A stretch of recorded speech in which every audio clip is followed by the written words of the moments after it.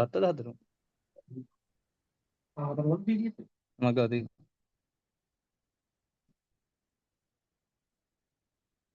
හරි. හතර. දැන් අපි කරා 1යි 2යි 3යි කරානේ. පළවෙනි එකේ නිකන් අර මොඩල් එක ගැන මොනවද මේ ඉකොනොමෙට්‍රික්ස් ගැන හැඳින්වීමකුයි සාම්පල් රිග්‍රෙෂන් ෆන්ක්ෂන් එකයි පොපියුලේෂන් රිග්‍රෙෂන් ෆන්ක්ෂන් එකයි තමයි කරේ. ඊට පස්සේ දෙවෙනි එකේදී සාම්පල් රිග්‍රෙෂන් ෆන්ක්ෂන් එකේ β1 β2 ඊට පස්සේ ඒකේ assumptions properties ඒවා කරා. ඊට පස්සේ තුන්වෙනි එකේදී අපි කිව්වා ඒ සාම්පල් එකේ එක පොපියුලේෂන් එකට සමානයි කියලා. ඊට පස්සේ ඒකට අදාළව variance covariance ඊට පස්සේ අනාද r squared ඒවා තමයි කරේ. මේකෙදි කරන්නේ දැන් අපි β1 β2 හොයාගෙන තියෙනවනේ. ඊට පස්සේ අපි කියනවනේ β1 β2 පොපියුලේෂන් එකට සමානයි කියලා. එතකොට මේකෙන් බලනවා ඇත්තටම අපි ඔය එස්ටිමේට් කරලා ගත්ත β1 hat β2 hat පොපියුලේෂන් එකට සමානයිද කියන එක. ඒක අපි බලන්නේ හයිපොතේසිස් ටෙස්ට් කරලා. ඒ කියන්නේ මේ පාඩම මේ කොටසේදී අපි කරන්නේ අපි කැල්කියුලේට් කරන එස්ටිමේට් කරන ඒවා ඇක්චුවල් ඒවත් එක්ක පොපියුලේෂන් එකේ ඒවත් එක්ක ගැලපෙනවද කියන එක තමයි බලන්නේ. ඒක බලන්න අපි මොකක්ද කරන්නේ? අපි කරනවා මෙන්න මේ හයිපොතේසිස් ටෙස්ට් එකක්. ඉතින් හයිපොතේසිස් ටෙස්ට් එකක් කරනවා. හරිද? එතකොට මේ මොඩල් එකට කියනවා classical normal linear regression model කියලා. ඒක කියන්නේ ඇයි කියන එක අපිට ඉස්සරහට තියෙනවා. එතකොට classical normal linear regression model එකේදී අපි කරන්නේ ඉස්සෙල්ලාම අර ගත්ත β1 β2 OLS මෙතඩ් එකේදී OLS මෙතඩ් එකෙන් එස්ටිමේට් කරනවා β1 β2. ඊට පස්සේ ඒක හයිපොතේසිස් ටෙස්ට් එකක් කරලා පොපියුලේෂන් පැරාමීටර්ස් එක්ක ගැලපෙනවද කියන එක බලනවා. පැහැදිලිද?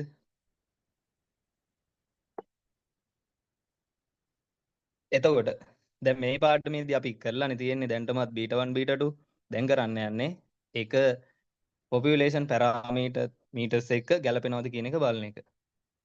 එතකොට මෙතන අරන් තියෙනවා β1 වල මතකද අර මං කිව්වා සූත්‍රේ අපි ගත්තනේ β1 කියන්නේ sigma xi over sigma xi yi කියලා එක. එතකොට ඒකේ ඊට පස්සේ අපි කිව්වනේ අර සිග්මා xi over සිග්මා ඔන්න ඕකනේ ගත්තේ. මේකනේ β2 hat කියලා කිව්වේ. Sigma xi over sigma xi squared yi කියලානේ. මේක නේ කිව්වේ මට මතක නැහැ හරියට. එතකොට මේකේ මෙන්න මේ අපි කිව්වා k සමානයි xi over සිග්මා xi කියලා. හරිද? එතකොට ඒක මේකට දාලා අපි ගත්ත අලුත් සූත්‍රයක් මතකද? y සමානයි y නෙමෙයි β2 hat සමානයි k yi කියලා. එතකොට ඔන්න ඕක තමයි මෙතන මේ දීලා තියෙන්නේ. ඒ කියන්නේ අපි β2ට ගත්ත තුන්වෙනි සමීකරණය තමයි මෙතන දීලා තියෙන්නේ. හරිද? මට මේ සූත්‍ර හරියට මතක නැහැ. එතකොට මේක ගිහින් බලන්න මේ β2 වලට තිබ්බේ මොකක්ද කියලා. ඒකට අදාළව අපි තුන්වෙනි සූත්‍රය ගත්තා. ඒක අරගෙන තියෙනවා මේ තියෙන්නේ β2 hat සමානයි සිග්මා ki yi. හරිද? එතකොට β2 කියන්නේ සිග්මා ki yi. yi සමානයි අපි yi කියන්නේ β1 β2 xi ui. මේකටනේ අපි පොපියුලේෂන් එකෙන් ගන්න yi ඊක්වේෂන් එක වෙන්නේ yi සමානයි β1 β2 xi ui. එතකොට මේකේ අපිට ගන්න පුළුවන් මෙන්න මේ yi. දැන් අපි හොයන්නේ අපි මොකක්ද කරන්න යන්නේ? අපි කරන්න යන්නේ β2 hat එක β1 hat එක ඇත්තටම හරිද කියන එක. ඒවා අපේ පොපියුලේෂන් එකත් එක්ක ගැලපෙනවද? අපිට මේවා මේ මොඩල් එක යටතේ කැල්කියුලේට් කරලා ගන්න පුළුවන්ද කියන එක තමයි බලන්නේ.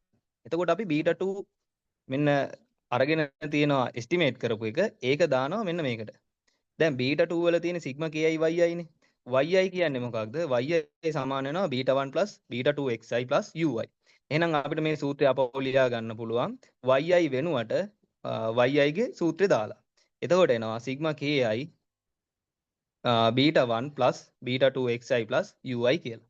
පැහැදිලිද? එතකොට ඔන්න ඕක තමයි එතන කරලා තියෙන්නේ. මේකේ මෙන්න මේ ki එකයි β1 එකයි β2 එකයි xi කියන ඔක්කොම කොන්ස්ටන්ට්. ඇයි අපි ගන්නෙ මොකද්ද මේ ඉස්සරහට β2 hat එක. එතකොට β2 hat එක ගන්නකොට මෙතන තියෙන ඔක්කොම ටික කොන්ස්ටන්ට්. මේක change වෙන්නේ ui change වුණාම විතරයි. හේතුව ඔය බීටා 1 බීටා 2 k කියන ඔක්කොම constant නේ. ඒවා අපි දන්නවනේ ඒවා ස්ථාවර අගයන් කියලා. ඕකේ x කියන එකත් constant. හේතුව අපි මෙතන calculate කරන්න යන්නේ y නෙමෙයි බීටා. එතකොට බීටා ගන්නකොට ඒ sample එකෙන් sample එකට x කියන එක වෙනස් වෙන්නේ නැහැ. හරිද? sample 10ක් ගත්තොත් sample 10ෙම x කියන එක එකයි. එතකොට sample 10ෙම බීටා කියන එකට x කියන එක බලපාන්නේ නැහැනේ. ඒක නිසා මෙතන x කියන එක constant. එතකොට බීටා 2 change වෙන බලපාන්නේ ui විතරයි. පැහැදිලිද? දැන් yi change වෙන්නේ xi බලපානවා තමයි. හැබැයි අපි sample එකකට අදාළව ගත්ත බීටා change වෙන්නේ xi බලපාන්නේ නැහැ. මොකද sample 10ක් ගත්තොත් sample 10ෙම x කියන එක එක අගයක් ගත්තේ. x වලට ගත්තේ එක අගයක්. ඒක නිසා මේ sample 10 බීටා change වෙන්න x බලපාලා නැහැ. ඒක නිසා මෙතන x කියන්නේත් constant එකක්. පැහැදිලිද ඒක? එතකොට මේක අපි ගත්තොත් එහෙම බීටා change වෙන්නේ ui නිසා විතරයි. එහෙනම් බීටා කියන්නේ function of ui. පැහැදිලිද? Beta 2 hat. බීටා 2 hat කියන්නේ function of ui. ඒක තේරුණාද? ඒකේ ප්‍රශ්නයක් තියෙනවද? ප්‍රශ්නයක් තියෙනවා කියන එකද ඔව් කිව්වේ? නෑ නෑ තේරුණා කියන්නේ. හරි හරි.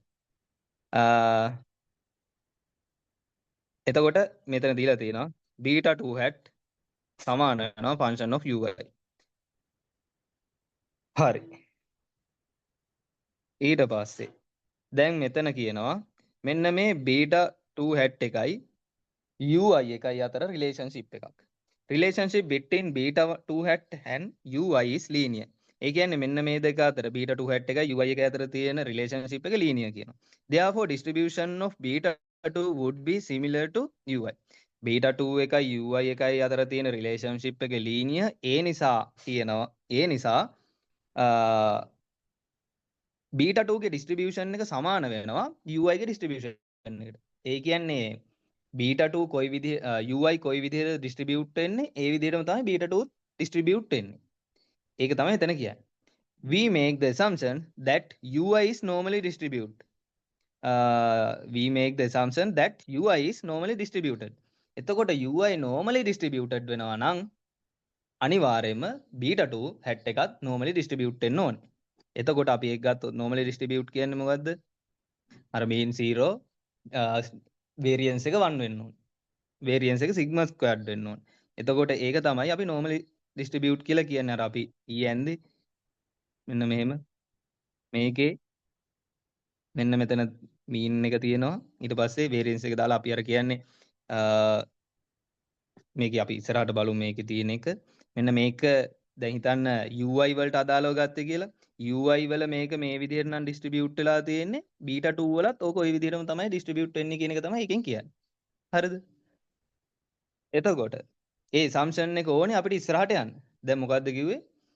beta 2 කියන්නේ beta 2 hat කියන්නේ ui ගේ function එකක්. එතකොට beta 2 hat කියන්නේ ui ගේ function එකක් නම් මෙන්න මේ ui එකයි beta 2 අතර තියෙන linear relationship එකක් කියලා කියනවා. ui එකයි beta 2 එකයි අතර තියෙන linear relationship එකක් කියලා කියනවා. එතකොට ඒක නිසා ui කොහොමද distribute වෙන්නේ? ඒ විදිහටම තමයි beta 2 distribute වෙන්නේ. ඒ කියන්නේ ui එකයි beta 2 එකයි අතර ඒක distribute වෙන විදිය සමානයි. එතකොට අපි assumption එකක් ගේනවා ui normally distribute වෙන්නේ කියලා. ඒක නිසා beta 2 normally distribute වෙන්නේ. පැහැදිලිද? ඔන්න ඕක නිසා තමයි අපි මේකට කියන්නේ classical normal linear regression model කියලා. classical normal linear regression model. ඇයි normal කියන්නේ normally distribute වෙලා තියෙනවා. linear කියන්නේ linear relationship එකක් තියෙන නිසා. පැහැදිලිද? ඒක තේරුණාද? මෙන්න මෙතන තියෙන කතාව කිව්වේ. Relationship between beta 2 hat and ui is linear. Therefore, distribution of beta 2 hat would be similar to ui. We make the assumption that ui is normally distributed. When we include this assumption in the model becomes classical normal linear regression model. පැහැදිලිද ඒක? ප්‍රශ්නයක් තියෙනවද? හරි. එතකොට classical normal linear regression model එකක mean එක කියන්නේ දැන් මෙතන අපි ගන්න u නේ. දැන් අපි මේකේ බලන්නේ ui එකේ ඩිස්ට්‍රිබියුෂන් එකනේ UI එකේ ඩිස්ට්‍රිබියුෂන් එක කොයි වගේද ඒ විදිහට තමයි අපි දැන් β2 ගේ ඩිස්ට්‍රිබියුෂන් එක ගන්න යන්නේ. පැහැදිලිද? ඒක නිසා මෙතන තියෙනවා UI ගේ ඩිස්ට්‍රිබියුෂන් එකට අදාළ මීන් එක. මීන් එක කියන්නේ expected UI. හැමතිස්සෙම මීන් එක කියන්නේ expected value එක. එතකොට මීන් එක UI ගේ මීන් එක කියන්නේ expected UI. ඒක බිඳුවයි. හැමතිස්සෙම අපි ඒක කරා expected UI කියන්නේ මීන් එකේ UI හැමතිස්සෙම බිඳුවයි. හේතුව කොහොමද මීන් එක ගන්නෙ? මීන් එක ගන්නෙ sigma UI divided by n. එතකොට sigma UI කියන්නේ මෙතන positive negative values එකට එකතු වෙලා ඒක positive negative කැපිලා යන නිසා බිඳුවක් වෙනවා. එතකොට ඒකේ මීන් එක කොහොමද බිඳුවයි. එතකොට expected value expected UI කියන එකට එන්නේත් බිඳුව. expected UI එහෙම නැත්නම් මීන් එක බිඳුවයි. variance එක sigma squared. variance එක අපි පෙන්වන්නේ ওই විදිහටම තමයි. අපි variance එක ඇත්තටම පෙන්වන ලකුණ තමයි මෙන්න මේ sigma squared කියන්නේ. නෑ. sigma squared කියන්නේ variance එක. මෙන්න මේක තමයි. නෑ නෑ. variance එක එක එක බලද ඇයි අපි අර බැලුවේ variance of beta 2 variance of beta 1 මේ කියන්නේ ඔව් මේ පෙන්වන්නේ variance of ui මේ variance එක පෙන්වන්නේ මේකෙන් standard deviation එක කියන්නේ මේකේ වර්ගමූලය. ඒ කියන්නේ මෙන්න මේක. හරිද? ඊට පස්සේ covariance. ඒ කියන්නේ covariance කිව්වේ මොකද්ද? strength and direction of two variable. linear relationship එක two variable linear relationship එක මේ strength and direction එක. එතකොට මේකේ u දෙකක් ගත්තොත් එහෙම මේකේ කිසිම සම්බන්ධතාවයක් නැහැ. ඒක නිසා covariance එක බිඳුවයි. හරිද? ඔන්න ඔය property තුන තියෙනවා. mean එක බිඳුව, variance එක sigma squared, covariance එක 0. එතකොට අපි මේක ලියනවා ui is normally distributed mean 0 and variance of sigma squared කියලා. ඔය විදිහට තමයි මේක කියවන්නේ. ui is normally distributed mean 0 and variance of sigma squared. variance එක sigma squared, mean එක 0. පැහැදිලිද? එතකොට ඕක ඇයි අපි ගත්තේ? ඕක ගන්නේ අර β2 ගේ distribution එක හදාගන්න. එතකොට අපිට මේක මේ විදිහටම β2 වලට එන්නේ. එහෙනම් අපිට β2 වලට කොහොම ලියන්න පුළුවන්ද? β2 is β2 at normally distributed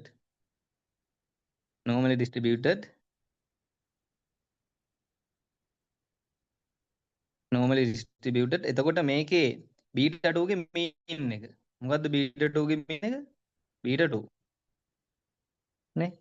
ඇයි mean of β2 hat ගේ mean එක කියලා කිව්වේ අපි β2 ටනේ. ඇයි β2 hat ගේ mean එක සමාන වෙනවා mean එක කියලා කියන්නේ expected value එකනේ. expected value එක සමාන වෙනවා කියන්නේ population එකට. එතකොට mean of β2 hat කියන්නේ β2 ට. β2 and මේක variance of sigma square. ඔය විදිහට තමයි ලියන්නේ. හරිද? ඒක ආවේ මෙන්න මේ ui එකක් අදාළ කරගෙන. β2 කියන්නේ ui ගේ ෆන්ක්ෂන් එකක්. ui කොයි විදිහටද ඩිස්ට්‍රිබියුට් වෙන්නේ? ඒ විදිහට තමයි β2 ඩිස්ට්‍රිබියුට් වෙන්නේ. ඒක නිසා අපි ui ගේ ඩිස්ට්‍රිබියුෂන් එක හදාගෙන ඒක බලාගෙන අපි β2 ගේ ඩිස්ට්‍රිබියුෂන් එක කරනවා. ඒක තමයි උතන තියෙන්නේ. පැහැදිලිද ඒක? මේ ප්‍රශ්නයක් අර තියෙනවද සිග්මා මාරේ? ස්ක්වයර්ඩ් එකට මේ එක දැම්මොත් වැරදිද? සිග්මා ස්ක්වයර්ඩ් එක නෙමෙයි.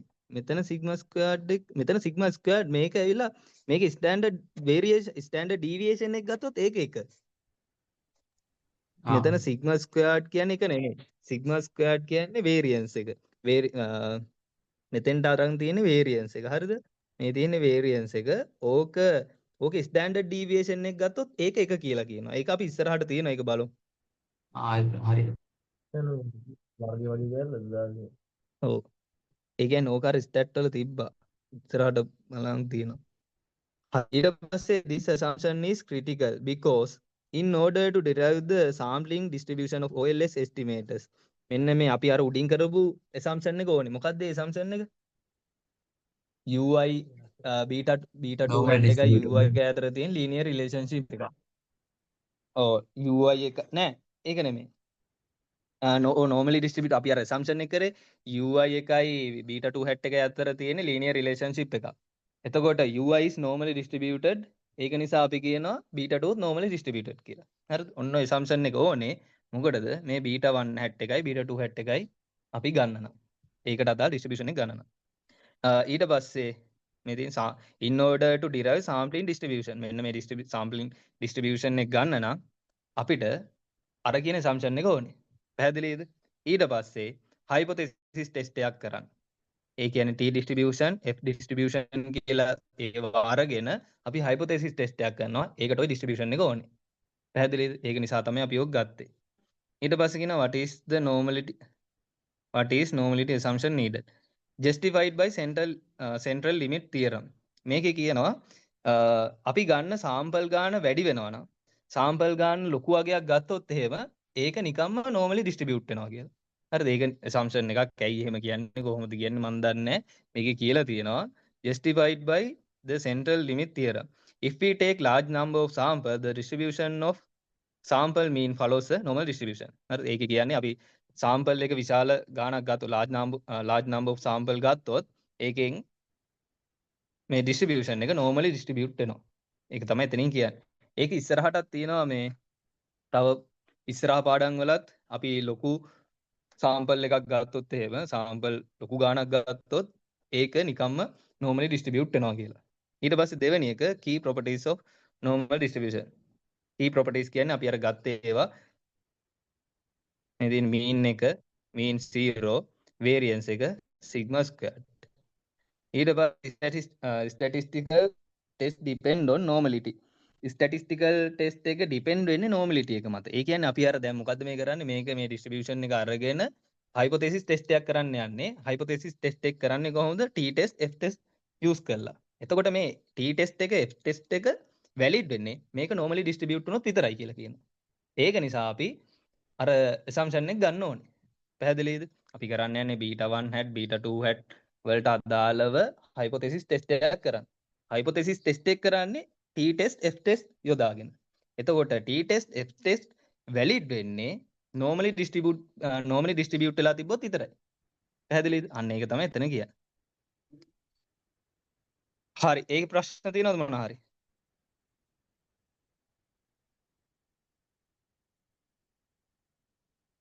ප්‍රශ්න තියෙනවද මොනවා හරි? නෑ අවුලක් නෑ. නෑ. ඊට පස්සේ properties of OLS estimator under normality. මේකේ අර මං කලින් කරපු එකම තමයි මේ තියෙන්නේ. දැන් අපි කිව්වනේ UI is normally distributed mean 0 and variance of sigma squared කියලා. එතකොට UI එකයි β2 β1 එක අතර තියෙන distribution එක සමානයි කියලා කිව්වනේ. එහෙනම් අපි UI වල distribution එක ගත්තේ කොයි විදිහටද? ඒ විදිහටම තමයි β1 β2 hat වල distribution එකත් එන්නේ. එතකොට මෙන්න අරන් තියෙනවා β1 hat normally distributed β1 mean β1 and variance of sigma squared β1. ඊට පස්සේ β2 ගරන් තියෙනවා β2 hat follows normally distributed beta mean β2 and variance of sigma squared β2. හරිද? β1 ගේ sigma squared එක β2 ගේ sigma squared එක ඔය අරන් තියෙනවා. ඊට පස්සේ මේකේ තියෙනවා property තුනක්. ඒ property තුන කලින් තිබ්බේවම තමයි. කලින් අපි අර දෙවෙනි එකේදී ගත්ත properties තුනක් තියෙන්නේ. මෙතන කියනවා unbiasedness. unbiasedness කිව්වේ මොකද්ද? expected β2 equal to β2. expected β1 equal β1. ඊළඟට minimum variance කිව්වේ උතන අපි කලින් කතා කරේ efficiency කියලා. efficiency කියන්නේ variance එක අඩුයි කියන එක. මේ අපි ගන්න OLS estimate වල තමයි variance එක අඩුම කියලා කියන්නේ. best linear unbiased estimate එක තමයි OLS කියලා කියන්නේ. ඒ කියන්නේ අපි අර best blue කියලා කිව්වේ best linear unbiased estimate එක. අන්න ඒක තමයි එතන කියන්නේ. ඊට පස්සේ consistency එකෙන් කියන්නේ අපි ගන්න n ගාන වැඩි නම් ඒ n ගාන වැඩි වෙනකොට මේ β1 hat β2 hat එක actual value වලට සමාන වෙනවා. ඒ කියන්නේ β1 hat β2 hat β1 β2 ට සමාන වෙනවා කියන එක මෙතනින් කියන්නේ. අපි ගන්න සංඛ්‍යාව වැඩි වෙනකොට β1 hat β2 hat අර actual එකට සමාන වෙනවා කියන එක මෙතනින් කියන්නේ consistency එකෙන් කියන්නේ.